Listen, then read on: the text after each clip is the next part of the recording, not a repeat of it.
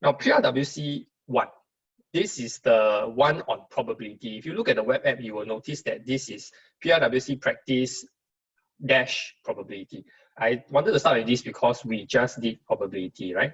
So we want to see how probability can be applied in real life, how we can use the concepts that we have learned to actually solve a question, especially part B. In this question, the more difficult one is actually part B, okay, the one with the 4 marks. All right, okay, so let's start with the part A first. The following table shows the distribution, number of hours. So as usual, I'm just going to actually highlight stuff. Okay, so this is the number of online hours spent by a group of children. Online hours spent by a group of children. Sorry, I highlighted got problem. Okay, on a certain day. So the number of hours, 2, 3, 4, 5. Then the number of children, R, 8, 12, and S. So they are respective numbers. So R number of children spend 2 hours online, 8 spend 3 hours, 12 spend 4, S spend 5. So they told me that R and S are positive numbers. Okay, positive numbers. They should be. Obviously, you cannot have like half a student. That doesn't make sense. You also cannot have negative number of children. That just is weird, right? So part 1, find and explain the least possible value and greatest possible value of the interquartile range of this distribution. We want to find interquartile range, but we don't just want the interquartile range. We want the least and the greatest. This question itself is actually quite challenging because you don't actually know what is R and you don't know what is S. All you know is that R and S must be positive, which also means that they should not be 0, right? But we could, to find the largest or the smallest, right, we could actually assume that there might be 0 of them. Who knows? So first, for interquartile range, you need to know that it's 25th percentile. That's the lower quartile. 75th percentile is the upper quartile. When you subtract the 75 and 25, you will get the interquartile range, right? So to make it the least and make it the greatest, we just need to change the value of R and change the value of S. So can I just draw at the side?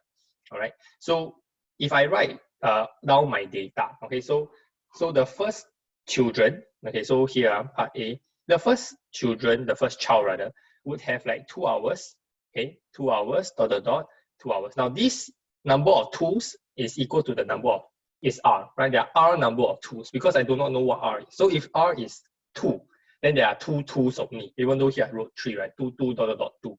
So basically, this number of tools there can be any number depending on what R might be. After that, I have 3. Now I have 8 trees, right? So I have 1, 2, 3, 4, 5, 6, 7, 8. For number 4, I have 12 of them. I'm just going to take some time to write everything down, okay? 4. So 1, 2, 3, 4, 5, 6, 7, 8, 9, 10, and then 11, 12.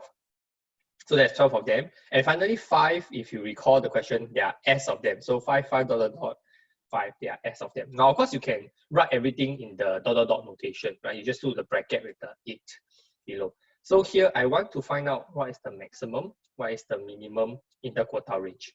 So for this to work, okay, I must assume some numbers for R and for S. Right? I do not know what R and S can be. They just say that it's positive number. So it should be more than or equal to 1. Just want to put a note next to the positive numbers.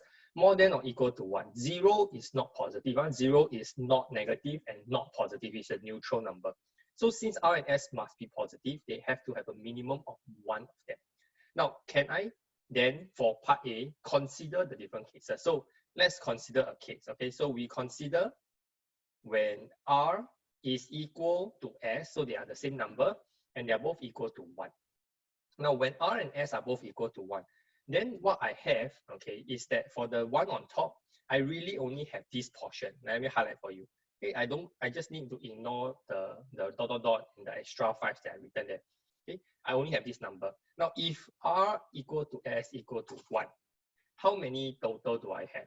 Total number of children that I have will be 1, 1, 2, plus there are 8 number 3s, plus 12 number 4s, and then plus 1 number 5, right? So if you add this up, there are 22 of them.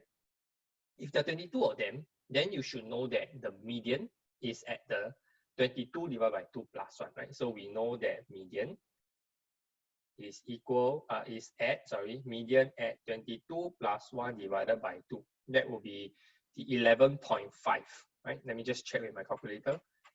Okay, 11.5. The median is at the 11.5th position. So where is the 11.5th position? If I only look at the highlighted one, let me just erase the dot, dot, dot. Okay. If I only look at this highlighted portion, 11.5th position, 1, 2, 3, 4, 5, 6, 7, 8, 9, 10, 11. So the 5th is in the middle. This is my median for when R and S are exactly equal to 1. That is my median. Now the lower quartile is the 25th percentile, which means it is the median of the lower part, right? So to help you remember, this is what we call the lower group, okay? And this is what we call the upper group. Within the lower and upper group, if you find their medians, then what you will have is the LQ for the lower group and then UQ for the upper group. Okay, I counted exactly 11 people from 2 to the number 4 before I draw the line, right? There are 11 of them there. So where would the median be? If you just do a quick calculation, I have 11 of them, I plus 1, I divide by 2. This will be at the 6th position. The 6th position is where the LQ will be. So 1, 2, 3, 4, 5, 6. This is the 6th guy. This is my lower quartile. Okay, that's my LQ. I write it properly, LQ. Okay? Then number 3 is my LQ. Okay, next, on the other side, if you go and count, there should also be 11 of them, which means that the 6th position will again give you the median of the upper group. So if we start counting 1, 2, 3, 4, 5, 6, this guy, this is my UQ. Okay, so that is my UQ. With this as my UQ, right? What do I have here? I'm trying to find upper minus lower in order to get my interquartile range. So with R equal to S equal to exactly 1. So I got 1, 2, and 1, 5. The interquartile range is actually equal to UQ, which is 4, minus LQ, 3. And therefore, I get answer 1. That is my interquartile range. And if you think about this, this is the minimum interquartile range that I can have, right? Because 3 and 4 are right side by side from each other. If I had extended more numbers to the left, that means I add more 2s, or I extended on the right, I add more 5s. What will happen is that the LQ and the UQ will shift accordingly, right? So if I add a few more 2s on the left, my median will shift to the left, my LQ also shift to the left. So the number will get smaller. But if your upper quartile stays as 4, right, then what will happen is that the 4 and the 2, if you minus, will get an interquartile range of 2 that is greater than 1. Okay, so I'm showing you all this working as a thought process. Actually, when you do this question, right, it's a very straightforward, logical answer. I'll show you the proper answer later. Okay, but for this, right, if you understand the whole revision until this point, then you should be able to realize that, okay, for such question, I do not know what to do. I do not know what R and do not know what S is. I assume that it's certain number first. So in this case, I chose 1 because it's the smallest possible number for them. And then I go and calculate and I get an answer. That answer could help me figure out what things might be like. Okay, so these are all the working. So how will I answer? So I'll say therefore, the minimum, okay, so minimum interquartile range is 1, okay, when R and S are minimum. Okay, so when R and S are at the smallest possible number that they can be, that is exactly 1. But then, right, the question never said anything about what R and S maximum number should be. In fact, the question didn't even tell me how many students. How many children. Let me just go back to the question. You read the part A, right?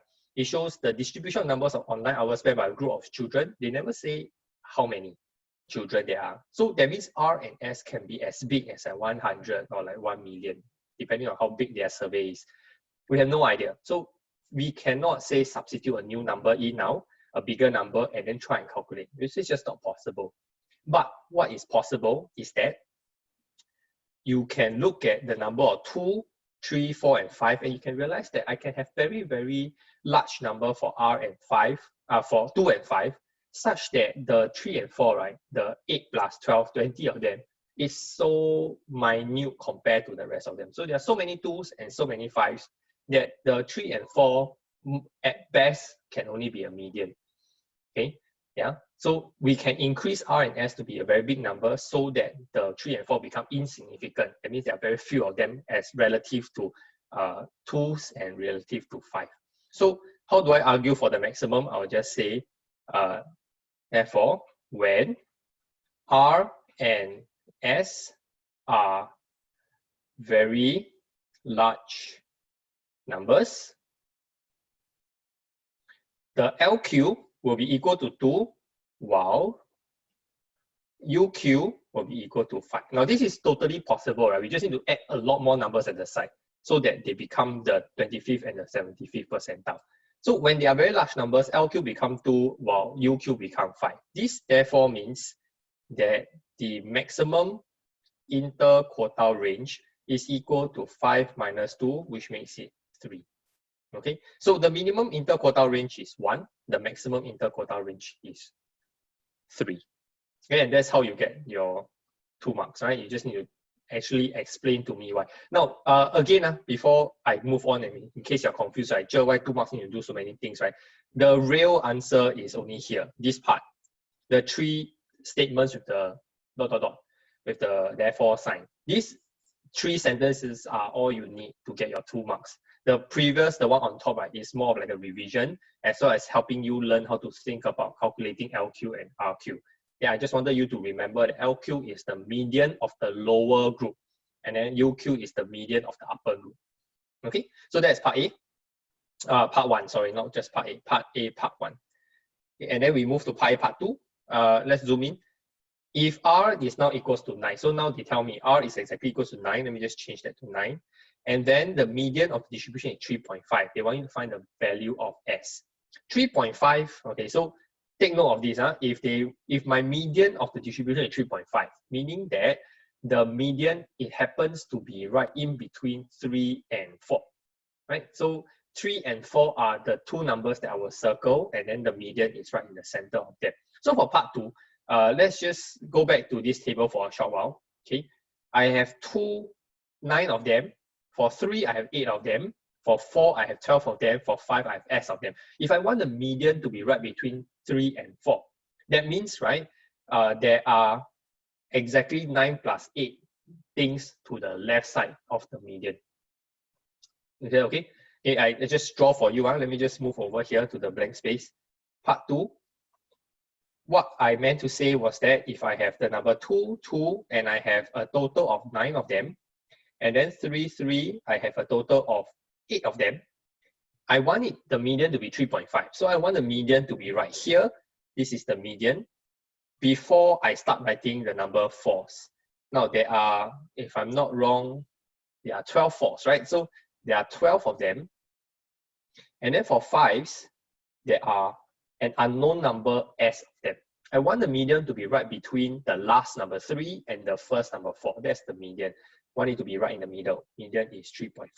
So you can tell that on the left side, there are 9 plus 8 things. 9 plus 8 is actually 17. There are 17 things. That means on the other side, 12 plus S must also have 17 items. That should also be the same number. Yeah. So this is the concept of median. Median splits the group into 2 equal portions. However many is on the left is equal to however many is on the right. Yeah. So if you have this formula, you have formed this equation, then you bring the 12 over, 17 minus 12 is 5. So S is 5.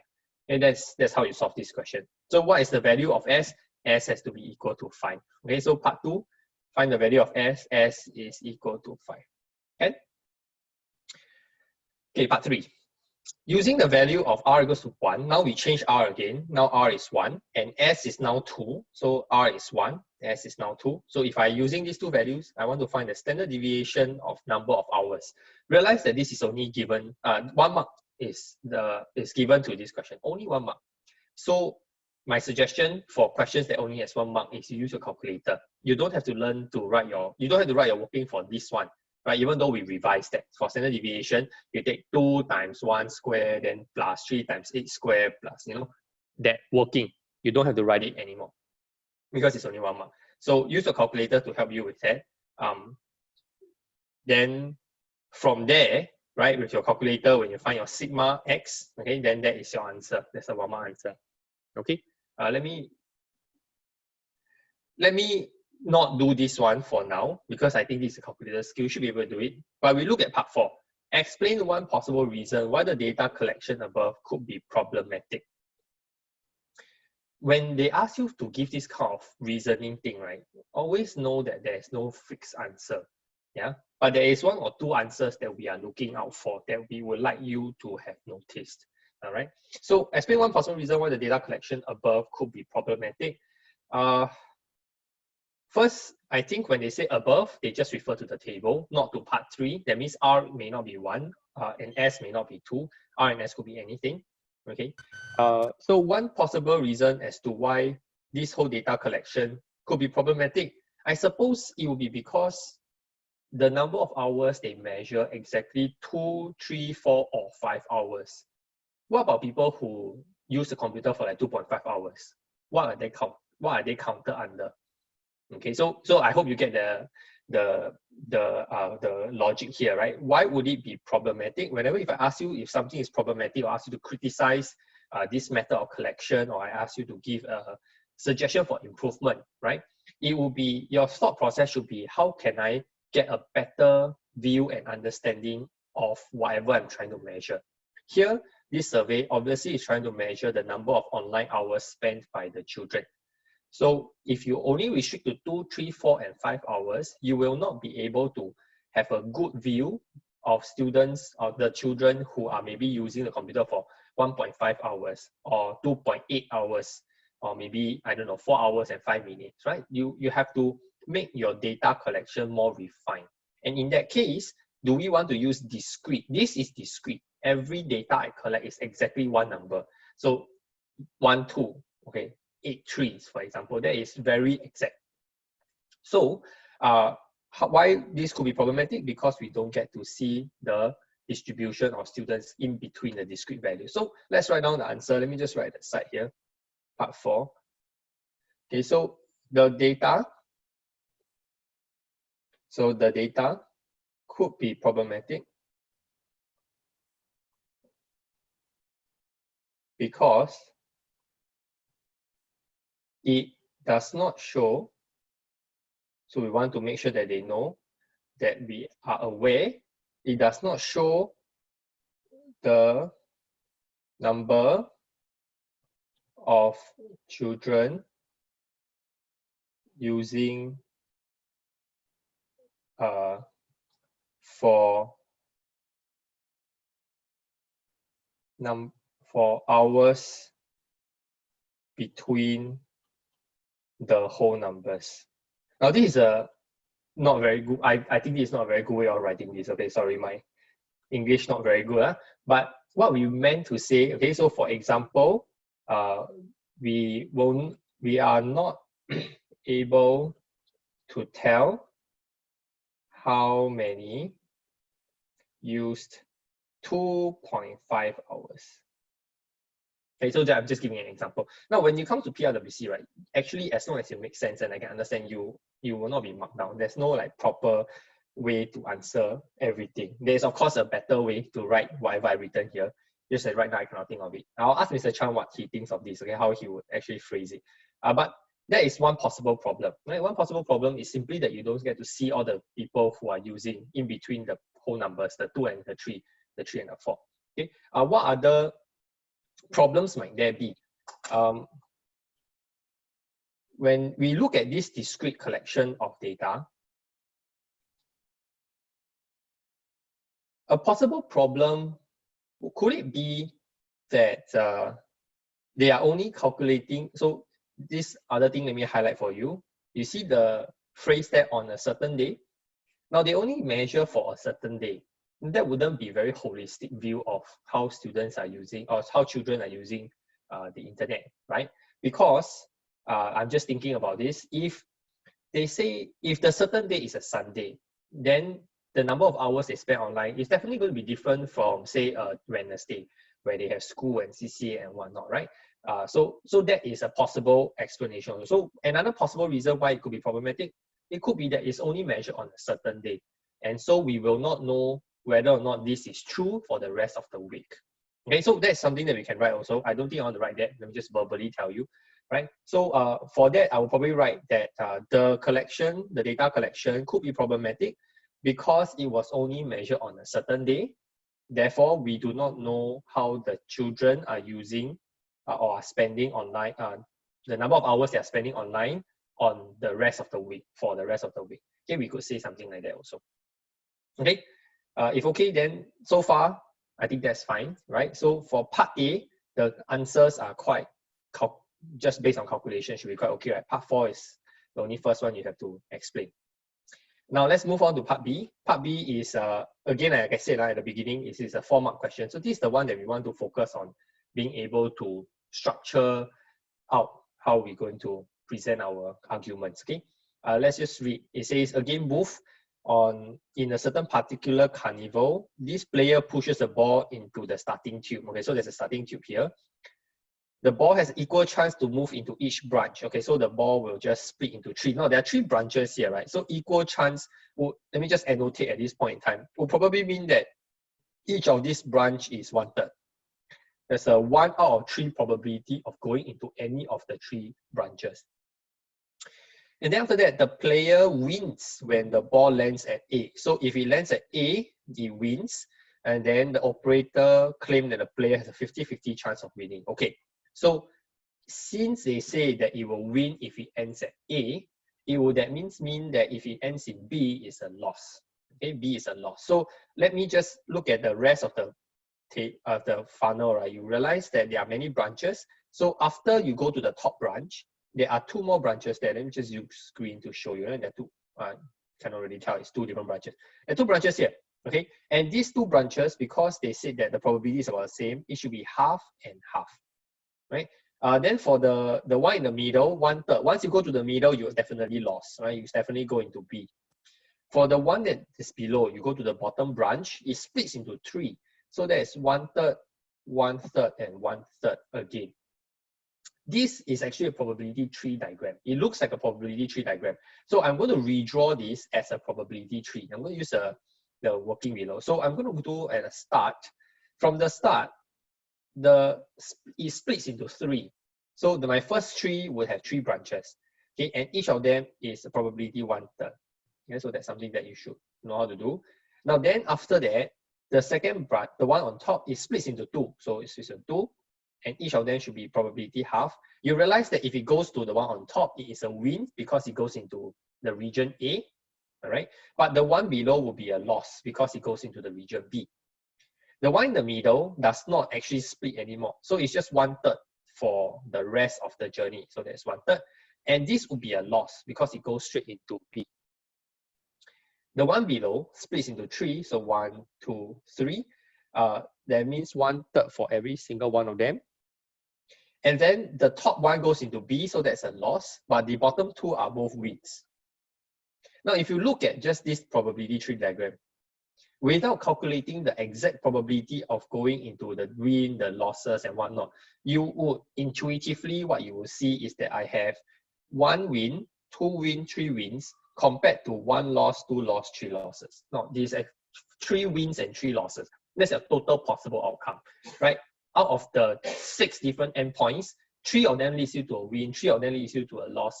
You would think that actually 3 out of 6 is half, right? So yeah, 50-50, like 50-50 chance of actually winning or 50-50 chance of losing. But we cannot make that such kind of comment until we actually calculate the probability of ending up at the different places. So I show you one working first. The very first one. Okay, so let me change the color. So for the very first branch, the probability of ending up at this first branch of, I shouldn't write win, the probability of ending here. So let's just write P equal. Remember that to get to that branch, right, you need to use the probability on each of the branch. And you need to multiply them because they are connected from one to another. So I put the cross sign there, right, to remind you that it's multiplication. So to get to the first branch, the top branch, is actually 1/3 times half, which gives you 1/6.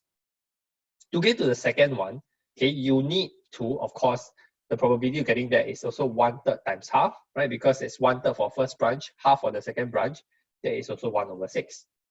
Okay, so far so good, huh? Now the next one, this one in the middle, this L, the probability of getting there is just 1/3. because it doesn't split anymore. There's no need to multiply by anything. So it's just 1/3 from the beginning until the end. So that's 1/3.